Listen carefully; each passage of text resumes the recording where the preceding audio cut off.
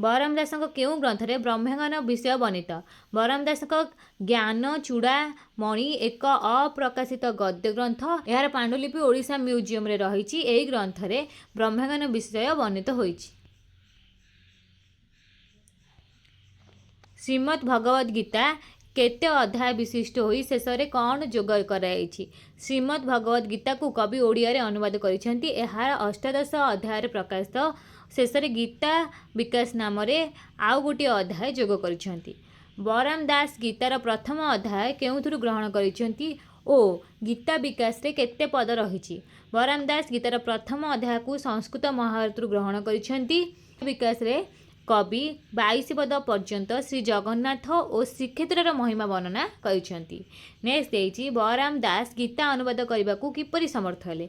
बलराम दास श्री जगन्नाथ को परम ब्रह्म भाव में ग्रहण करी तांकरी कृपारे गीतार अनुवाद करने को समर्थ होइछन्ति बोली से प्रकाश करिसेंती।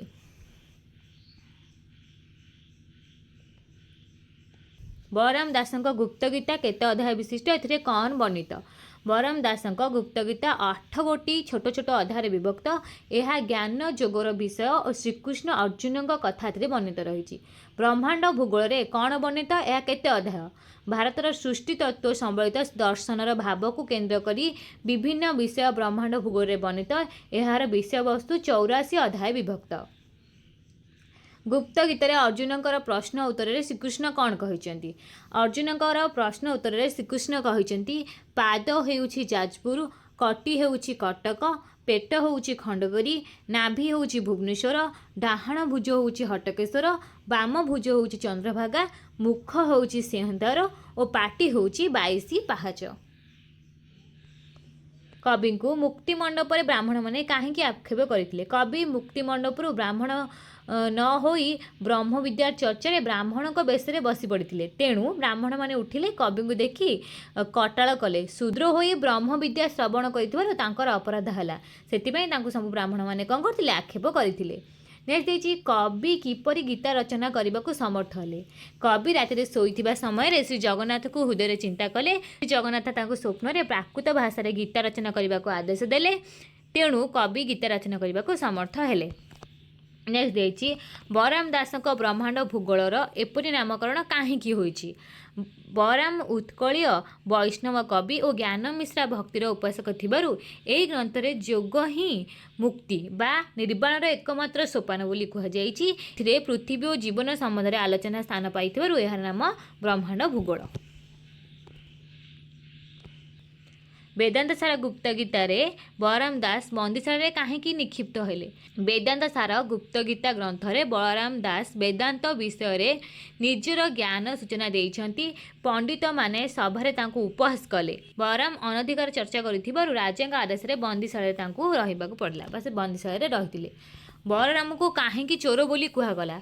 बट अवकाश रे वर्णना अछि जे जगन्नाथंकर चोरी होइतिबा स्वर्ण झरी बलराम को पाखरे थिला। से आनी पालिया पंडा को देले। यही संवाद प्रचार हैला परे बलराम को चोर भाव में समस्ते संदेह करथिले।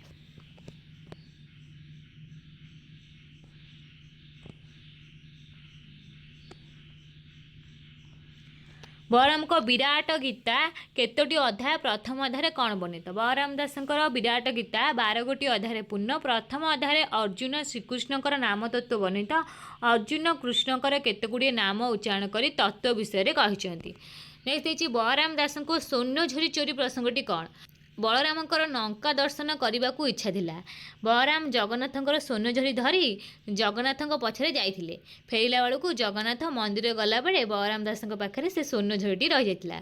परवर्ती समय रे जेहेतु जगन्नाथंकर स्वर्ण झरी बलराम दासंक पाखरे रहिथिला तांको चोर बोली कहिथिले समस्ते। एइटा होउची हमर स्वर्ण झरी चोरी प्रसंग।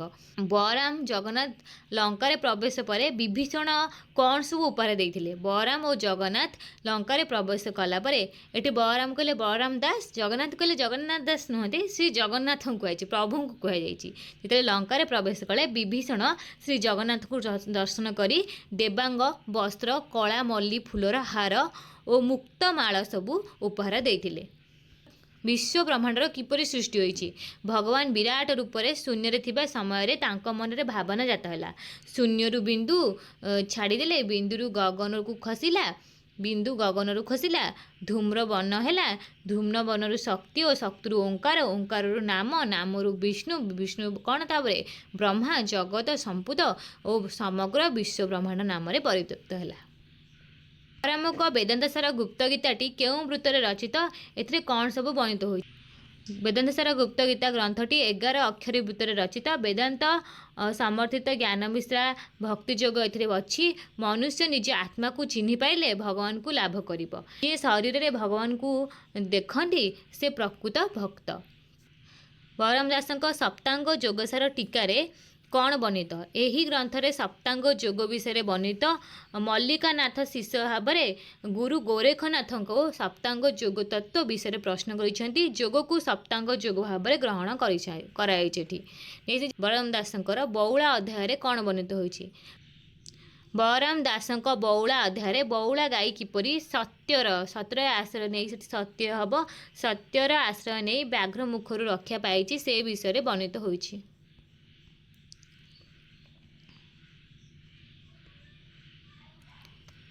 बलराम दासଙ୍କ भाव समुद्र संपर्क में सूचना प्रदान कर। बलराम दासଙ୍କ भाव समुद्र में जगन्नाथଙ୍କର रथयात्रा प्रसंग वर्णित होइछि। बलराम रथयात्रा समय नंदीघोष रथ उपरकू जावाई इच्छा प्रकाश कले राजांकर सेवक मैंने फेराई देले। बलराम बांकी मुहर बाली रथ कर से जगन्नाथ को प्रणाम करते। परवर्ती समय जगन्नाथ रथ गड़ी नाला जिते राजा जाइए बलराम दास को भेटते आनी परवर्ती समय रथ गड़ी। बट अवकाश जगन्नाथ भंडार घर कौन चोरी होइछि बोली प्रचार है। बट अवकाश जगन्नाथ भंडार घर ठाकुर सोनु झोरी न पाई पंडा पढ़िया माने चोरी होइथिबार राजा निकट में जणाइथिले। नेक्स्ट बलराम दासଙ୍କ लक्ष्मी पुराण केउठी पाठ करा जाए। बलराम दासଙ୍କ लक्ष्मी पुराण केउठी पाठ करा जाए। बलराम दासଙ୍କ लक्ष्मी पुराण ग्रंथटी ओडिशार एक जनप्रिय पवित्र ग्रंथ। मार्गशीर मास गुरुवार लक्ष्मी पूजा विषय यही ग्रंथ रचित होइछि। ओडिशा रे लक्ष्मी पूजा आदि माणवसा दिन माण निकट में ग्रंथटी को पाठ करा जाए। बौला अध्याय ग्रंथरे बौलार बाट किए ओगाड़ी। बौला अध्याय ग्रंथरे बौलार बाट निपुआ नामक व्याघ्र ओगाड़ी। 7 दिन है से किछि खाई नाही बौला को खाइब बोली से कहिथिला। नेक्स्ट देइछि बौला तार पुओ निकट में कौन प्रकाश करिछि। बौला गाई कांदिबार देखी ता पुओ ताकू कांदिबार कारण कौन पचारिला। बौला निपुआ व्याघ्र खाइबा प्रसंग ता पुओ आगे कहिथिला। तापर ता पुओ निपुआ बाघ निकट को गला बौला उद्धार पाइला। व्याघ्र बौला को कहीं छाड़देला। बौला जितेबाला व्याघ्रर सत्य रक्षा करी व्याघ्र पाखक आसिला और जगन्नाथ व्याघ्रर कंठरे बसिले। बौला को देखी व्याघ्र कहला से ताको खाइब नाही। से घर को फेरीगले व्याघ्र तार देह छाड़िब। बौला अध्याय कुबेर साहू किपरि तार धनजन फेरी पाइला। गोटे गाई को कंसेई माने नहीं जाउतिले। गाई कुबेर साहूर आश्रय चाहिला मात्र पाइला नहीं। कंसेई माने गाई को मारिले। कुबेर साहू को पाप लगिला। तार धनजन सब चलीगला। दिने ब्राह्मण रूप धरी भगवान तार निकट में उपस्थित होई दुख दूर कले। सबु धनजन से फेरी पाइथिला। लक्ष्मी पुराण में लक्ष्मी ब्राह्मणी बेश क्या देखादेले। मार्गशीर मास गुरुवार दिन लक्ष्मी जगन्नाथ अनुमति नहीं नगर परिक्रमा बाहरिले। प्रथमे जड़े साधव घरे प्रवेश होई साधवाणी को वृद्धा ब्राह्मणी बेश देखादेले।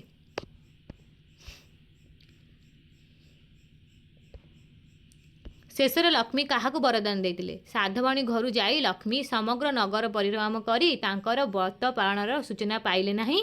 शेषर श्रिया चंद्राणी घर पहुँची तार व्रत पालन देखी लक्ष्मी संतोष लाभ कले। ताकू वरदान देते क्या आमर श्रिया चंद्राणी को। नेक्स्ट देखिए बलराम का आदेश जगन्नाथ लक्ष्मी को कहीं त्याग कले। एटी बलराम कहले बलराम दास नुहति आमर जगन्नाथ श्री जगन्नाथ बड़ भाई आमर बलराम को कथा कहुई। जगन्नाथ बलराम मृग उद्देश्य वन को जाते। श्रिया चंद्राणी घर लक्ष्मी का प्रवेश जिते बलराम जापारे लक्ष्मी को आचरण पर आपत्ति कले। बलराम का आदेश श्री जगन्नाथ लक्ष्मी को कौन करते त्याग करते। यह समस्त जानी प्राय आमर बलराम दास जो रही सब प्राय बौला अध्ययन हो लक्ष्मी पुराण हो आमर जगमोहन रामायण हो पिला माने स्टोरी जानी थे। या जो लंग क्वेश्चन आसला पे सब लिखिपारे मुझे भावुँ। तमें नेक्स्ट क्वेश्चन देखा जाए 60 नंबर। लक्ष्मी पुराण संपर्क रही 61 नंबर भाव मत आसो। 60 नंबर कौन देती बलराम दास कांत कोइली कौन वर्णना कराई कांत कोइली पुरपल्ली आदृत रावण सीता को हरण करने समय सीता विषादतुरा होई निजर अंतर वेदना कोइली आगे प्रकाश करिसेंती। कांत रामचंद्र को उद्देश्य सीतांकर विलापर नाम होची कांत कोइली जहाँकि बलराम दास रचना करिसेंती। तो ये आमर बलराम दास जी रही रचनावली मध्य आम सर्ट क्वेश्चन सब देखिले 60टी। परवर्ती आम भिडियो देखा जगन्नाथ दास संपर्क में क्वेश्चन आंसर। तो आज भिडियो रखुची नमस्कार।